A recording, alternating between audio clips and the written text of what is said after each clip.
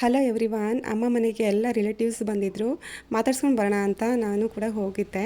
So ಮನೆ ತುಂಬ ಜನ ಎಲ್ಲರೂ ಬಂದಿದ್ದರು ತುಂಬ ವರ್ಷಗಳ ನಂತರ. ರಿಲೇಟಿವ್ಸಲ್ಲಿ ಅಮ್ಮನ ಮನೆ ಕಡೆಯಿಂದ ಯಾರು ಬಿಡ್ತೀರಾ, ದೊಡ್ಡಮ್ಮಂದಿರು, ಅವರ ಮಕ್ಕಳು, ಮೊಮ್ಮಕ್ಕಳು ಪ್ರತಿಯೊಬ್ಬರು ಬಂದಿದ್ದರು.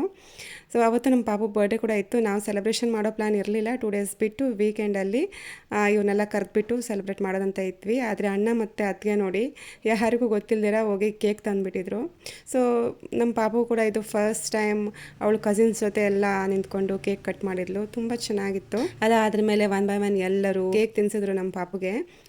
ಮಾಮ, ಅಣ್ಣ, ಎಲ್ಲ ಅಜ್ಜಿದಿರಾಗಿರ್ಬೋದು, ಹಾಗೆ ಆಂಟಿದಿರು, ಪ್ರತಿಯೊಬ್ಬರು ಎಲ್ಲ ಕಸಿನ್ಸ್ಗಳು, ದೊಡ್ಡಮ್ಮಂದಿರು ಎಲ್ಲರೂ ಕೇಕ್ ತಿನ್ಸಿದ್ರು.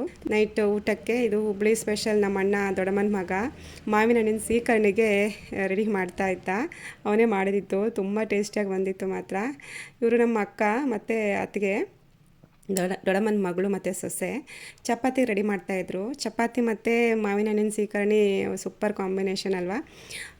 ಸೊ ಹುಬ್ಳಿ ಕಡೆ ಸ್ಪೆಷಲ್ ಅದು. ಸೊ ನಮ್ಮ ಅತ್ತಿಗೆ ಕೇಕ್ ಕಟ್ ಮಾಡಿ ಎಲ್ರಿಗೂ ಹಂಚ್ತಾಯಿದ್ರು. ಮಕ್ಕಳೆಲ್ಲ ಹೊರಗಡೆ ನಿಂತ್ಕೊಂಡು ಜ್ಯೂಸ್ ಎಲ್ಲ ಕುಡಿತಾಯಿದ್ರು. ಅದಾದ್ರ ಮೇಲೆ ಸೀಕರ್ಣಿಗೆ ಅದು ಮಾವಿನ ಹಣ್ಣಿನ ಜೊತೆ ಈ ಪಚ್ಚಬಾಳೆಹಣ್ಣು ಕಟ್ ಮಾಡಿ ಹಾಕಿ ಸ್ವಲ್ಪ ಸಕ್ಕರೆ ಮತ್ತು ಏಲಕ್ಕಿ ಇಷ್ಟೇ ಹಾಕೋದು ಅಂತೆ.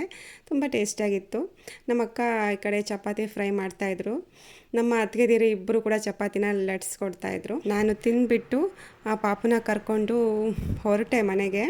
ಸೊ ನಮ್ಮ ಡಿಯೋನು ಅಲ್ಲೇ ಇದ್ದ. ಕಸಿನ್ಸ್ ಎಲ್ಲ ತುಂಬ ದಿನದ ನಂತರ ಸಿಕ್ಕಿದ್ದಾಗೆ ಮಾಡ್ತಾಯಿದ್ರು. ಸೊ ಎಲ್ರಿಗೂ ಬಾಯ್ ಹೇಳಿಬಿಟ್ಟು ನಾನು ಪಾಪುನ ಕರ್ಕೊಂಡು ಮನೆಗೆ ಹೊರಟೆ. ಸೊ ನೆಕ್ಸ್ಟ್ ವ್ಲಾಗನ್ನು ಕಂಟಿನ್ಯೂ ಮಾಡ್ತೀನಿ. Thank you for watching. Bye.